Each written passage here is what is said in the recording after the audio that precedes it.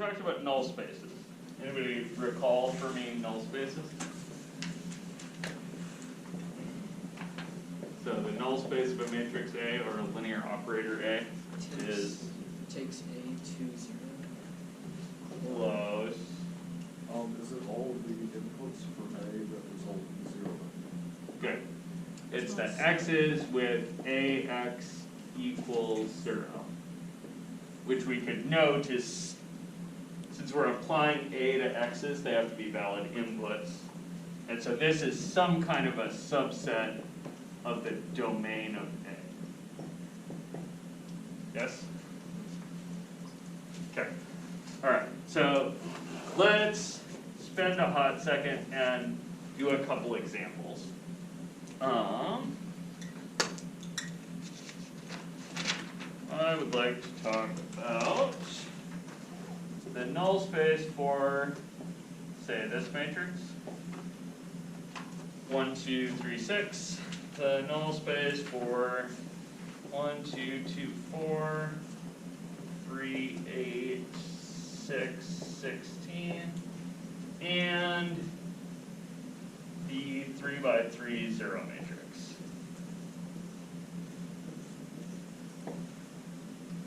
Okay, so my kind of overriding question is find null spaces for the following.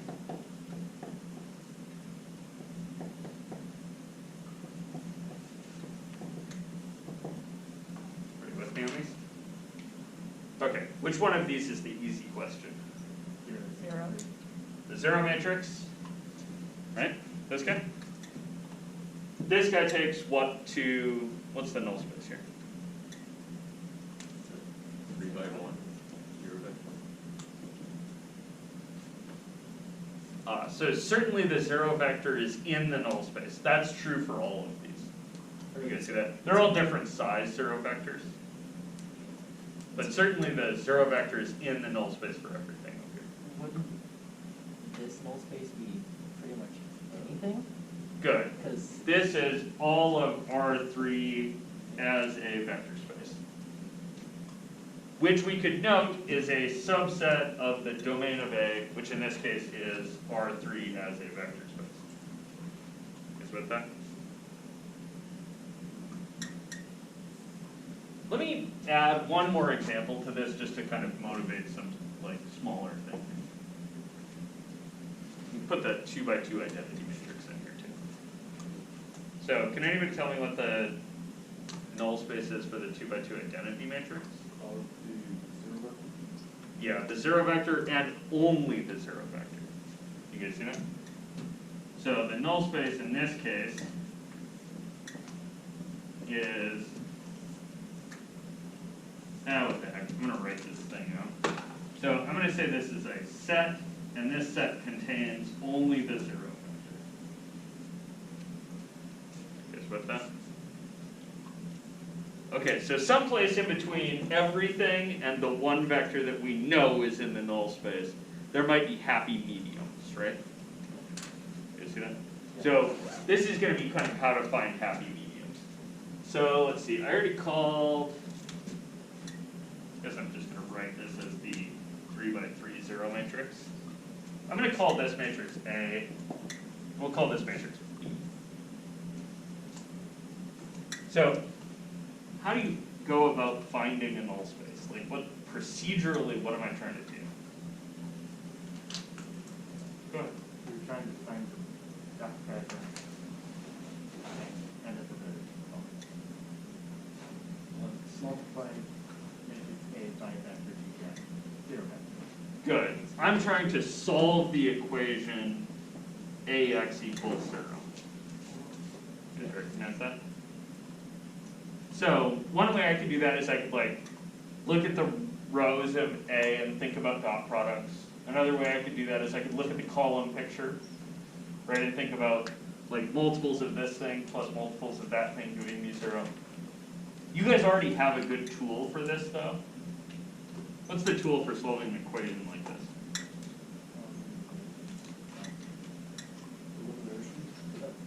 Yeah, some kind of elimination, right? So I'm going to take my matrix A, 1, 2, 3, 6. I'm going to augment that by the 0 vector. And then I'm gonna try to solve this thing, right? Okay, so you're gonna do one elimination step, right? Which in this case is gonna be the new row 2 is what? -3, row 1, minus row 2, or plus row 2. Perfect. -3 row 1 plus row 2. So that's going to get me to 1, 2 augmented by 0, and what's my second row gonna become? 0, 0, 0. Perfect. All zeros. Okay, so what happened there, right, is that this matrix ended up short of pivot. You guys see that? Like, it was a 2 by 2 matrix. I was kind of generically, right? I expect there to be 2 independent rows or columns, right? So I expect there to be 2 pivots. Like, if I pull a matrix out of a hat, right, it's gonna have the same number of pivots as it has rows. You guys with me? So, that missing pivot means that that variable is free. You guys see that? So in this case I have kind of y is free. And then on the top I have a little equation, right? You guys see that? If I pull that equation out, what is it? X plus 2y. Good. I have x plus 2y is 0, and y is kind of unspecified. Okay, so what do you get to do with an unspecified variable? You get to set it to what the value is 1. You need to set it to 0. Good. I can set it to something. I'm not going to set it to 0 though. Okay. If I set it to 0, what do I find out about x? X is 0. X is 0. Okay, that tells me that 0 is in the null space, but I already knew that. Yeah. Right, I already knew the 0 vector was in there. So I'm going to set it to something not 0. What's your favorite non-zero number? 1. What? Good. 1. 1 was the answer to that question. Ignore this. It doesn't actually matter. You can pick whatever the hell you want. I'm going to pick 1. There's going to be a procedure for this later. So I'm going to say pick y as 1. That's me kind of picking my free variable, right? And so if y is 1, what's x? X is -2. Then x is -2. And so I'm looking at, I just found a solution that's -2, 1. You guys see that? Okay, now, I didn't have to pick 1. I could have picked something else. If I had picked, say, 7, this is just illustrative, don't do this in general. Write this in the faintest possible. So if I had picked y as 7, what would x be? -14. -14. So can we say that this is any scalar of that vector? Good. So any answer, right, is going to be just a scalar multiple of the vector I just got. And so my null space for this thing is going to be the span of this one vector, -2, 1. And there are lots of brackets here. So I'm saying, I'm taking the span of the list of vectors that contains -2, 1. If I had more free variables, there would be more vectors in that list. You guys with me on that? And then would you separate them with commas? I would.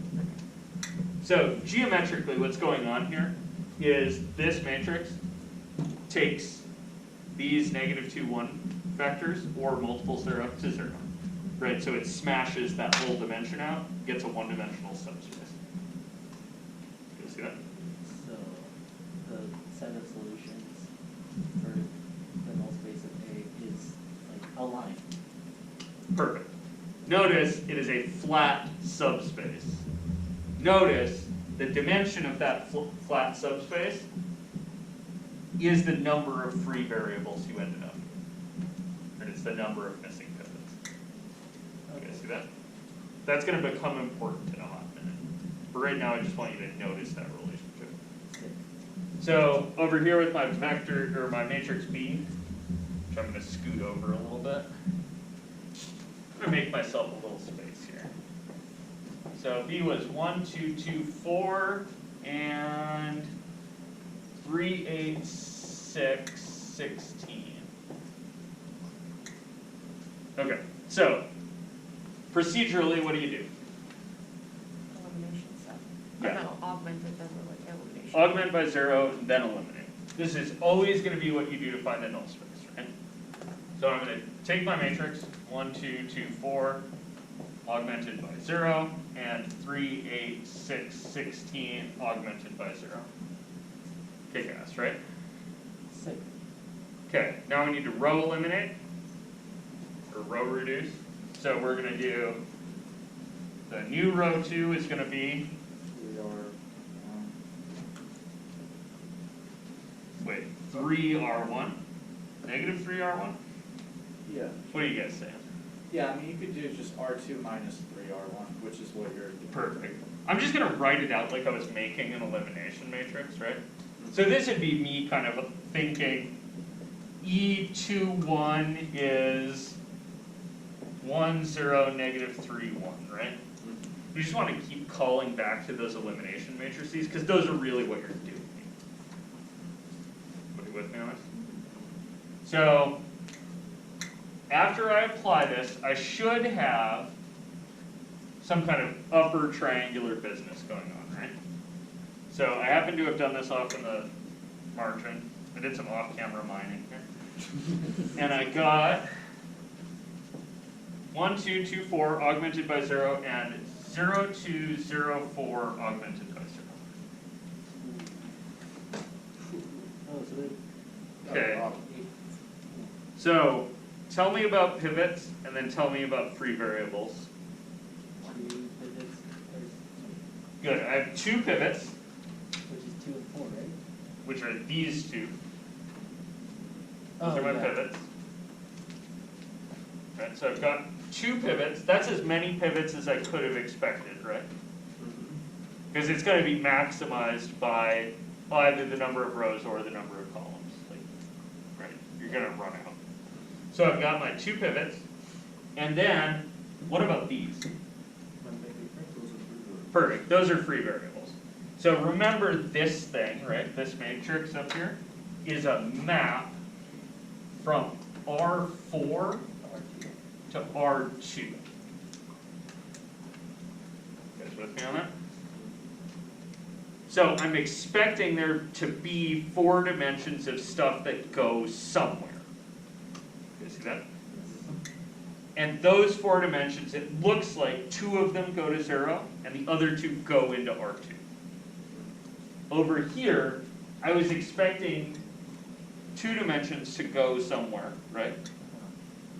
One of them went to 0 and the other one went to somewhere in R2, a one-dimensional subspace of R2. You guys see that? So what this thing does is this takes all the 2-dimensional vectors, smashes one direction out, and leaves you with some kind of a line as an image. Does that make sense? So here, I'm getting all of R2, and then 2 dimensions are getting smashed. So let me show you the procedure. So these 2 are my free variables. You guys see that? Okay. I'm going to get rid of my 0 matrix. Remind me that I did that later if I need to point out. So my 2 free variables, I'm going to call x3 and x4. Call them whatever you want. If you want to, no, don't call them whatever you want. Never mind. Z and W.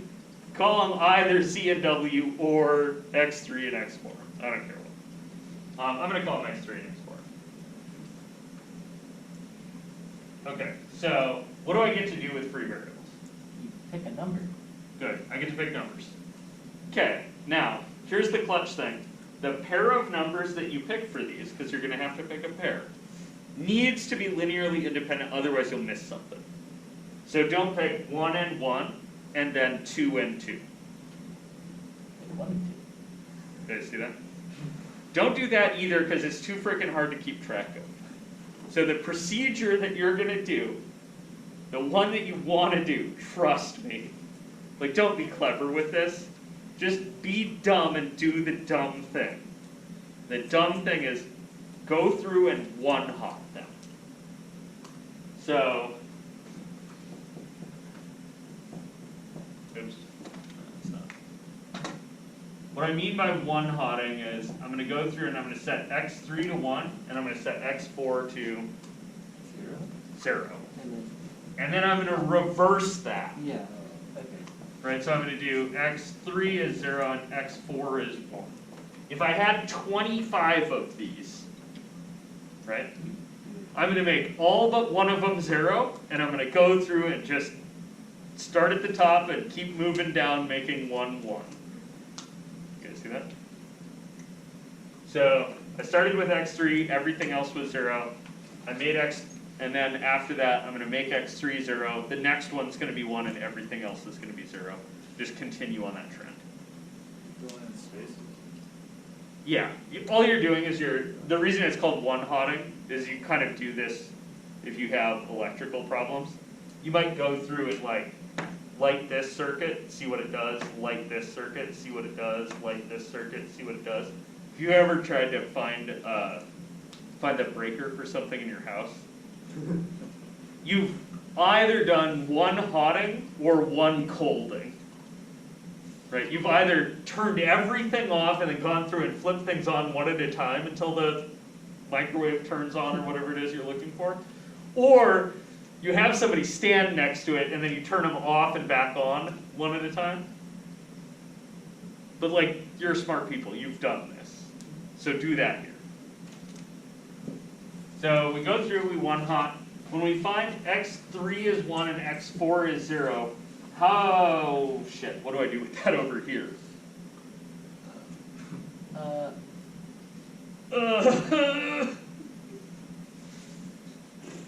Okay, remember, right, these guys are equations, right? Yes.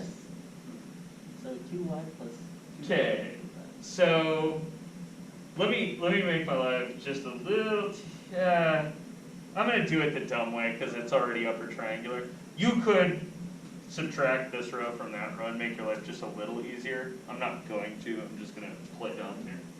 So my top equation reads x1 plus 2x2 plus 2x3 plus 4x4 is 0. And my second row reads 2x2 plus 4x4 is 0. Guys with me on that? Okay, so if x3 is 1 and x4 is 0, those two equations become x1 plus 2x2 plus 2 times 1 plus 4 times 0 equals 0. And 2x2 plus 4 times 0 is 0. You see that? That reads, then x2 is 0. Okay, so then my first equation becomes x1 plus 2 equals 0. You guys see the back substitution I'm running here? So I looked at this one. I saw that that read 2x2 is 0. I divided by 2. I found x2 is 0. Then I looked at the first one and plugged x2 is 0 into it. So I got this piece zeroes out, that piece zeroes out, x1 plus 2 is 0. That's going to tell me that x1 is negative 2. And so the vector I get from that looks like negative 2, what was x2? 0. 0. 1, 0. x3 was 1 and x4 was 0. So these two are because I picked them. These two are because they're determined by the two you just picked. You guys see that? What was What's that? Well, for the other condition, x2 is 2. Okay, yeah, so if you flip the condition, be careful, you don't always just get the opposite vector. Does that make sense? In fact, usually you won't. So, for my other condition, x3 is 0 and x4 is 1, right? I'm going to get my first equation is going to read x1 plus 2x2 plus 2 times 0 plus 4 times 1 is 0, right? And my second equation is going to read 2x2 plus 4 times 1 is 0.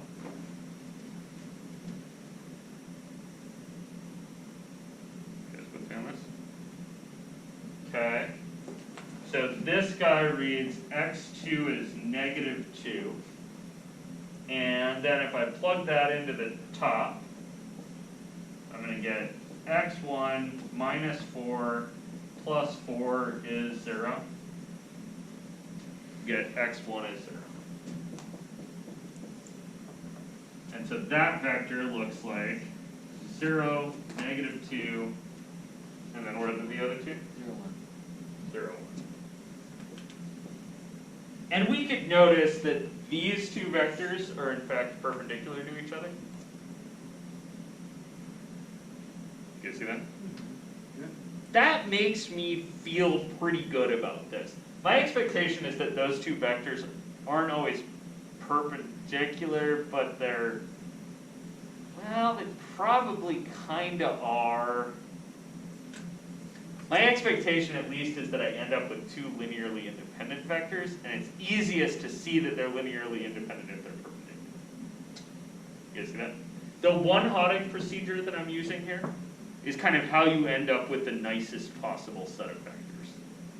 So I have a question. So does that mean that this null space looks like a plane? Yes. Cool. So, I don't know if you guys all heard that. That means that this guy's null space, right? Ultimately, what I end up with is I end up with the null space of my matrix B is the span of the set of these two vectors. Negative 2, 0, 1, 0, and 0, negative 2, 0, 1.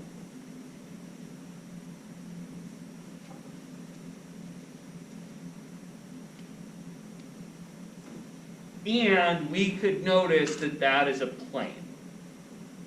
An honest plane in that it's the span of two vectors. So it's a two-dimensional flat subspace of R4 that passes through 0. How do I know it passes through 0? We solve for it? All null spaces have to pass through 0. That's what I want. Null spaces always contain the 0 vector.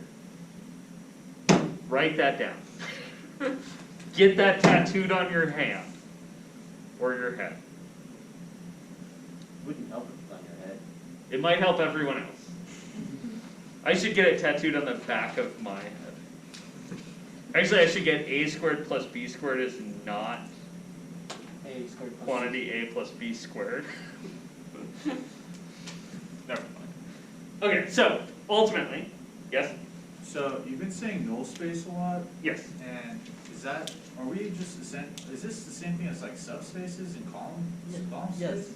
Yes, so Okay, the alright. null space, the null space is a particular subspace, as is the column space. So, not to beat this too much, but I have a book now that has a cover. Jeez, man. I'm holding this up where the camera can see it. So, over here is the domain space of our matrix A, right? Over here is what? The column space? Or The codomain. Good. Yeah. The codomain is the whole thing, and the column space is part of it, because the column space is the range of our matrix. So on this picture, the red one up here is the column space. The null space that we're talking about is this space here, this green one, where it says there's a vector z in that space, and then it says az equals 0. You guys see that? So what I know now is that any vector that looks like a linear combination of these two gets mapped to the 0 vector. And I knew from the beginning, right, from the jump, I was trying to fit a 4-dimensional subspace into a 2-dimensional subspace. Or sorry, a 4-dimensional space into a 2-dimensional space. You guys see that? In order to do that, I was gonna have to dump 2 dimensions. We dumped 2 dimensions. We dumped exactly 2 dimensions, which means the column space is 2-dimensional. That make sense? Yeah. I've been saying the word dimension a lot. You don't have a definition for it. It means what you think it means. We'll define it in 2 days. It means the number of linearly independent things you can come up with. Yeah. So here, intuitively, what I have is R4, right? So I'm going to draw you a picture of R4. You're going to have to bear with me because I'm drawing a picture of a 4-dimensional space on a plane in a 3-dimensional space. So this is a little problematic as pictures go.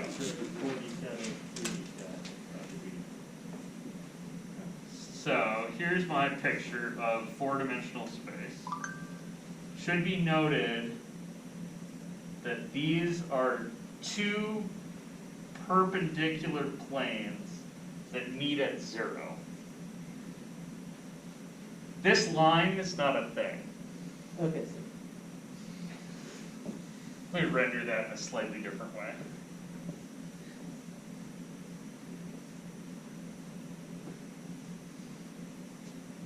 Well, what?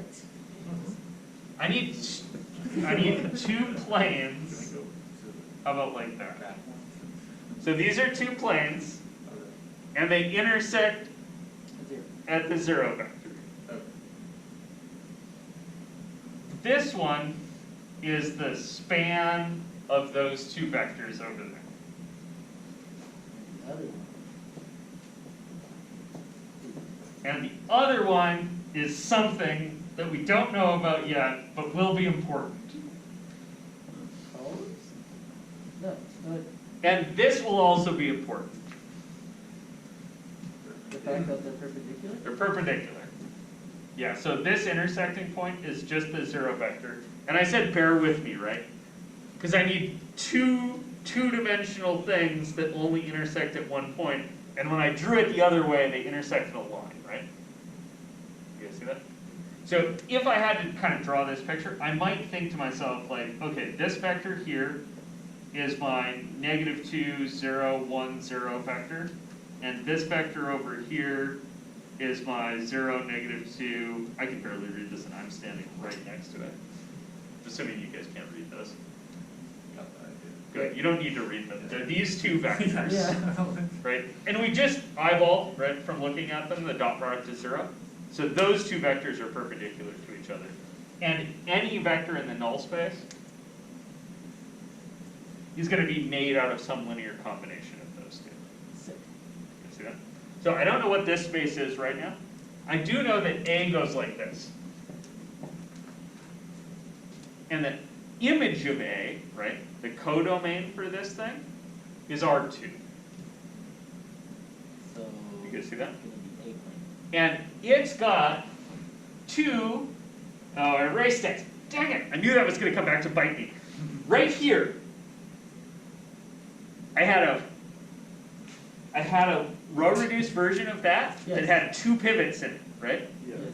There's 2 and 4. And so that means that this thing has 2 linearly independent columns. You guys with me on that? So I know that on the other side of this is a picture that looks like this. This is R2, and this is the 0 vector. And this space, whatever the hell this space is, right? Like all of this stuff ends up in here. And whatever this space is made out of, the 2 vectors that are here, they're going to be this kind of, under A, they're going to span this thing. You see that? So it's taking this two-dimensional space and putting it over here. It's taking this two-dimensional space and smashing it and putting it in the 0th vector. You see that? It's like a black hole in a white hole. Kinda. Okay. Questions about the procedure of finding null spaces? Yes. Is there any significance, like, could you all, so the two vectors that we found for null space B, Yes. they're kind of like permutations of each other? Could we use a permutation matrix to get anything? It's possible that when you row reduce, you'll have to rearrange, right? So, yes-ish. The reason that these two are permutations of each other is just because I picked an example that was relatively straightforward. Okay, I wouldn't expect that to happen. okay, When you one-hot things, though, my expectation is that they will be kind of the nicest possible thing, and in this case, the nicest possible thing has some symmetry. okay. That might get weirder kind of in general, so don't sort of expect that yet. Okay. Any other questions on this? Nothing, I was, so do you prefer just like stopping and like, okay, I'm gonna one-hot it, or just take it all the way to 0? What do you mean take it all the way to 0? Have a row of 0. Oh, if you, in the case that you end up with a, that kind of actually is what I was gonna say. Earlier I was messing around with, let's see, where did my row reduced version of this thing go? It was 1, 2, 2, 4 augmented by zeros, and then my second row was 1, 2, 0, 4 augmented by 0. He was 0, You wrote it, but you said. Oh, did I screw it up? Yeah, you Okay, said 1. what I wrote, not what I said. Okay. Don't worry about it, video people. Okay, so this thing, right, would be easier to deal with if I had fully row reduced. You guys see that? So in the case that you have to do this, augment by 0, and then slam it with row ref in the calculator, or fully row reduce it using whatever computational utility you like. That will make it easier to do that one-hotting, and might kick you a row of zeros. In the case that it kicks you a row of zeros, you have more free variables than you would otherwise expect. Does that make sense? Like here, when I looked at R4 getting crammed into R2, I knew I was going to lose at least 2 things. That's a little weird.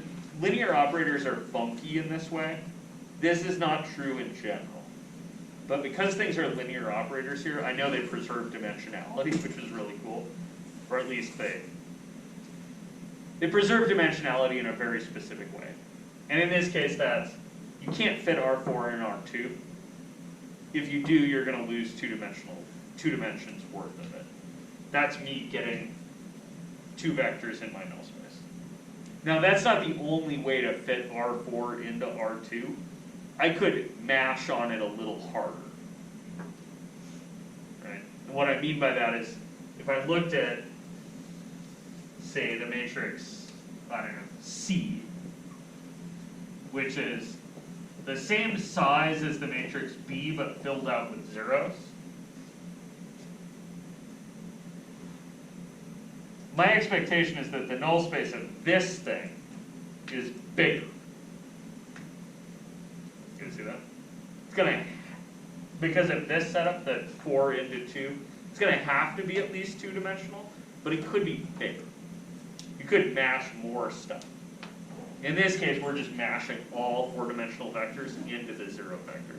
So the picture for the matrix C would look not quite like this, but like 1, 2, 3, 4. And that's a picture of R4. It's 4 mutually perpendicular lines. Trust him. Right, in the way that this is R1, and this is R2, and that's R3. Throw one more line in it, and it's R4, right? Sure. If you want to draw R99, you got to be careful about the spacing, because it gets a little wacky.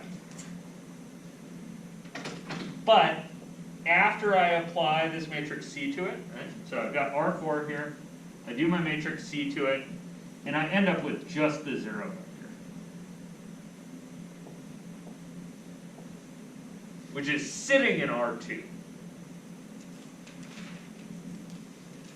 You can see that?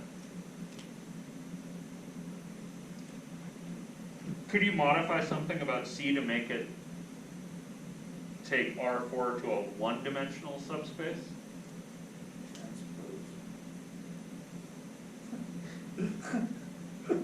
Transposing things is a better idea than you know, Arshia. It's not what's going to do this for me, but it would be interesting to look at the transposes here. We'll do that in a hot So you're saying instead of cramming it into 2 dimensions, cram it into 1? Yeah, like this is the best case, right? This is R4 fills up R2. This is kind of the worst case. R4 all gets smashed. What would a kind of happy middle look like? Like R4 gets put into a one-dimensional subspace of R2? If just like one of the variables at the top rows filled with the bottom row 0. Yeah. So like, If you put a 1 right here, yeah. top left, then you have 1 pivot. You have 3 free variables. They're x2, x3, x4, rock star. Does that make sense?